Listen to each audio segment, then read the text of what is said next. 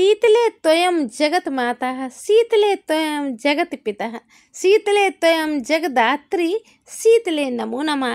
हे शीतले माता, आप तो जगत की माता हैं, आप ही जगत की पिता हैं, आप ही जगत जननी हैं, आपको सत सत नमन।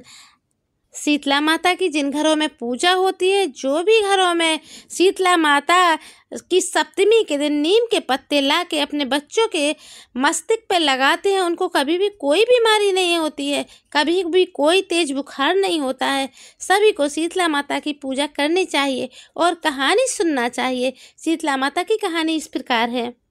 एक नगर बहुत ही खुशहाल था। उस नगर का राजा अपने नगर को अपने बच्चों जैसा प्रेम करता था। एक बार ना जाने क्या गलती हुई, कौन सा दुर्भाग्य आके खड़ा हो गया कि नगर का हर बच्चा लंगड़ा लूला अपाहिज अंधा होने लगा। एकाएक इस तरह से बीमारी से राजा घबरा गए। उन्होंने अनेक वैद्यों को बुलाया और अपने राज्य के बच्चों को ठीक करने के लिए औषधियाँ अपनी जनता में बंटवाई। अनेक वैद्य हकीम लगा दिए, लेकिन वो सभी निराश हो चुके थे क्योंकि वो बीमारी ख़त्म ही नहीं हो रही थी। राजा बहुत परेशान होकर, एकदम निराश होकर शोकाकुल अवस्था में अपने राज्य के लिए चिंतित महल में बैठे हुए थे।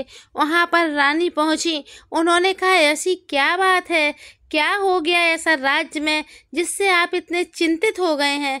राजा बहुत ही दुखित होकर बोले कि राज्य में जो कुछ हुआ उसके लिए अब हम कुछ कर भी नहीं पा रहे हैं। हमारी जनता किलप के मर रही है और हमारे पास कोई भी उपाय नहीं है। जब रानी को ये ज्ञात हुआ तब वो बहुत परेशान हुई, लेकिन उन्होंने राजा से कहा, आप चिंता करना छोड़िए। उन्होंने अपने राज्य से बाहर निकलकर एक नीम के वृक्ष के नीचे बैठकर माँ शीतला को पुकारना चालू किया और रानी ने पूर्णमासी से तपस्या चालू की। सप्तमी तक माता की पूजा करती रही। रानी पर शीतला माता प्रसन्न हुई। उन्होंने कहा, हे शीतला माँ, आपके हम सब बच्चे जैसे हैं, आप कृपा करके हमारे नगर के बच्चों को स्वस्थ कर दीजिए। हे माँ, आप तो जगत जननी हैं, करुणामयी है, हम लोग से ऐसे कौन से अपराध हो गए। हे शीतला माता, इन बीमारियों को ठीक करिए।